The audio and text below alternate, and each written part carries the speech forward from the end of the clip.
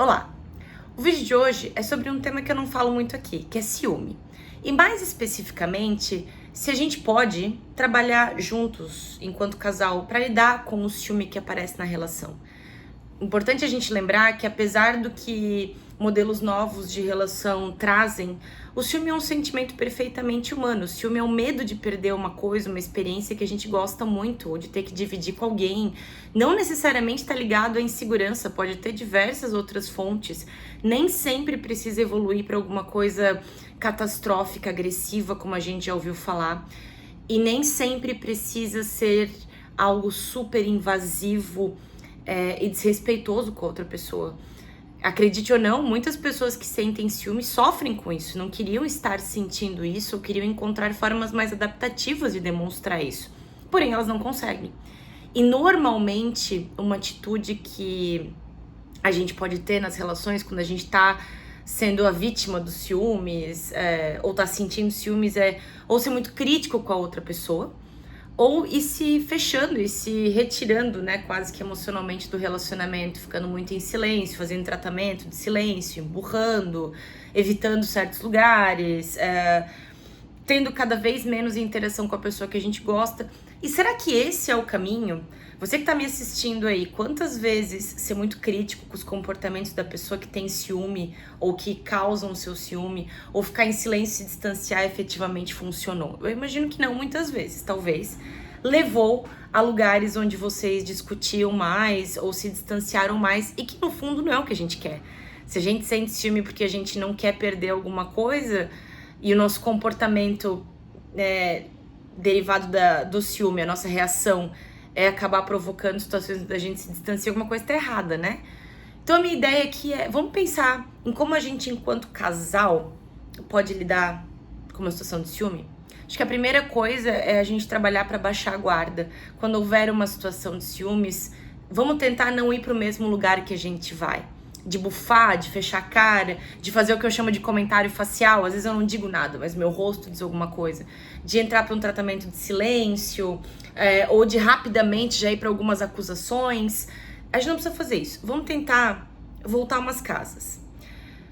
E eu entendo se você me perguntar assim, tá, Carol, mas por que eu tenho que lidar com a bagagem do outro? Se o outro tem ciúme de mim por causa das relações anteriores dele, ou porque ele é inseguro, ou porque, sei lá, isso é um problema dele. Algumas pessoas têm uma propensão ao ciúme maior do que outras, por diversos fatores. Inclusive porque algumas pessoas são mais sensíveis ou insensíveis às necessidades dos parceiros, né? Ou às suas próprias. Todo mundo tem um passado e todo mundo tem algum tipo de bagagem.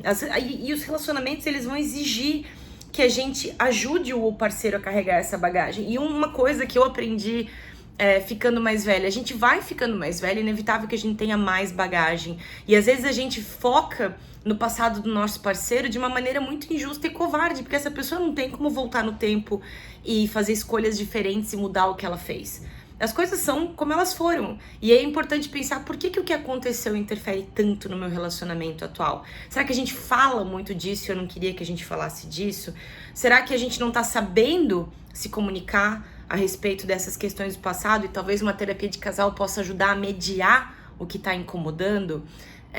Será que existe trauma no meu passado e eu acabo atuando no presente e não percebo muito bem? A gente talvez se ama a pessoa, será que não valeria a pena estender um pouco a tolerância e entender, primeiro, que todo mundo tem bagagem, por que essa bagagem me incomoda e por que ela é uma prioridade no nosso relacionamento, se esse aqui é pra ser um relacionamento novo, né?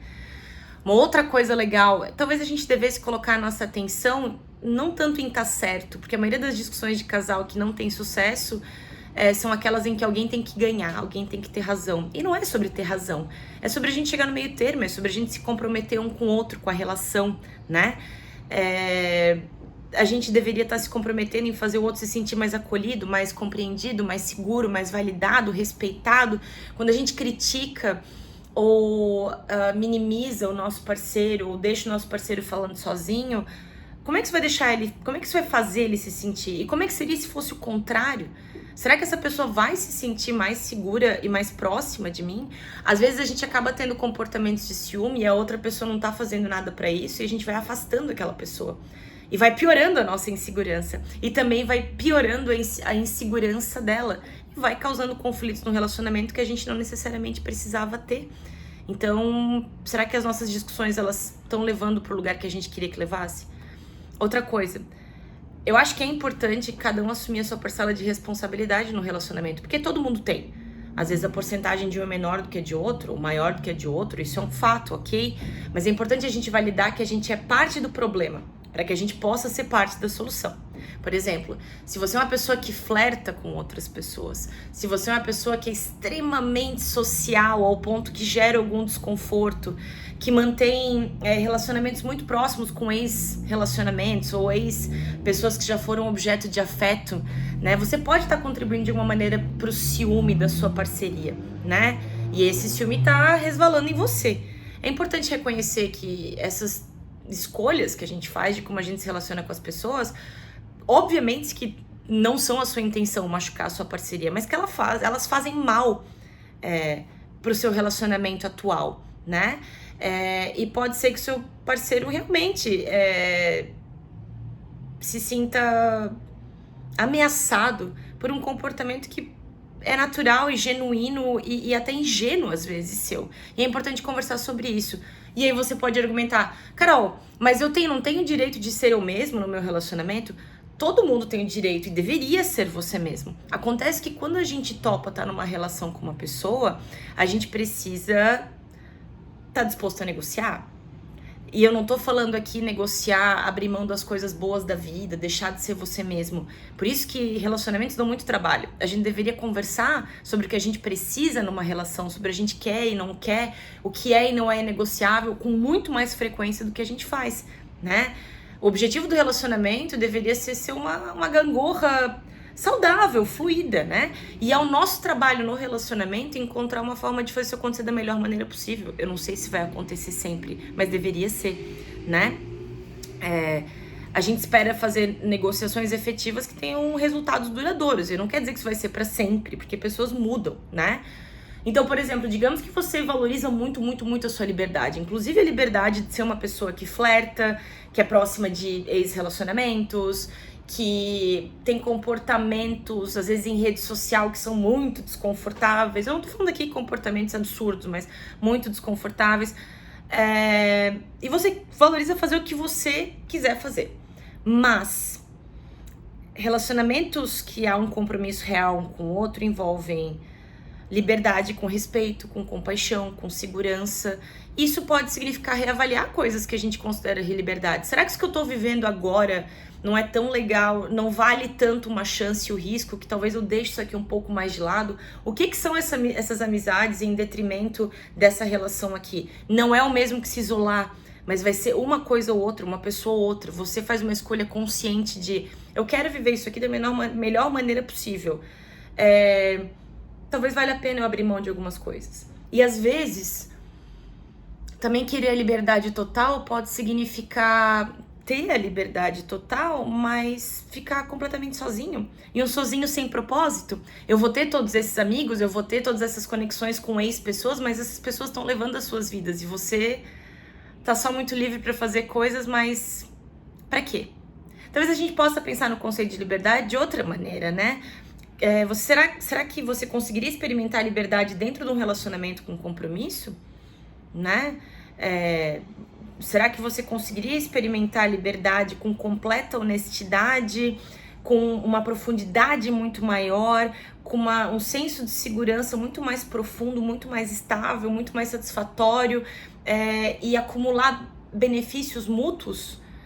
Repara aqui, cuidado com as hipérboles, eu não tô falando de se isolar e viver exclusivamente pro relacionamento, mas todo mundo é passível de ter amizades que às vezes deixam a parceria desconfortável. E se a parceria tem muitos prós e tá muito legal, será que não vale a pena reavaliar aquilo que a parceria às vezes aponta que é um motivo de insegurança, de instabilidade, de desconforto?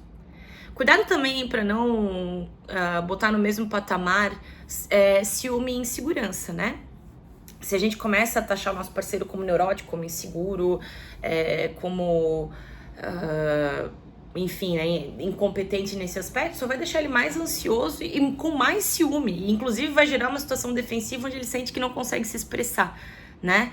E aí fica difícil se conectar, né? Pensa no ciúme como uma expressão do quanto a pessoa te valoriza e ela tem medo de te perder. E que eles estão genuinamente conectados com você. Outro parênteses, isso aqui não é o mesmo que a chantagem emocional, né? Se você terminar comigo, eu vou me matar. Né? Se você falar com aquela pessoa, eu vou... Tudo aqui tem muitas variáveis, né? O medo e a ansiedade de perder alguma coisa que a gente valoriza se expressa de um jeito. A coisa pode escalonar a um ponto que não seja mais razoável uma conversa. E você tem que validar também. Mas a gente percebe quando o ciúme e a insegurança eles surgem de maneiras dialogáveis na relação. E é disso aqui que eu tô falando. O que passou de diálogo e vira xingamento, humilhação, um tratamento agressivo de qualquer maneira é violência e a gente não devia tolerar. Tô falando aqui de pessoas que amam e sofrem com seu ciúme e querem consertar porque não querem perder algo que elas valorizam muito, né? E por último, pensa que relacionamentos dão muito trabalho. E pra gente ter relacionamentos duráveis, a gente precisa conversar. E a gente precisa saber também que se apaixonar e manter relação é sempre em algum grau tá assumindo algum risco. É um salto de fé. E o que é fé? É acreditar em coisas que eu não posso ver. E eu preciso acreditar que o que a pessoa fala, o que ela faz, é o que ela genuinamente quer comigo. Para alguns isso dá muito trabalho, para outros nem tanto. E se você entrou na onda, por que não surfar nela? Veja se você tá tão comprometido quanto essa outra pessoa que você taxa como ciumenta quer tá. Às vezes esse é o grande problema. Espero ter ajudado, deixa comentário, me segue aqui. Quiser me dar uma ajuda, tem botõezinhos aí embaixo. Deixa pergunta, me segue no TikTok, me segue no Instagram. Tô voltando com lives, então a gente vai poder conversar e trocar mais ideias sobre a vida. Qualquer coisa eu tô por aqui e a gente se vê no próximo vídeo. Até mais!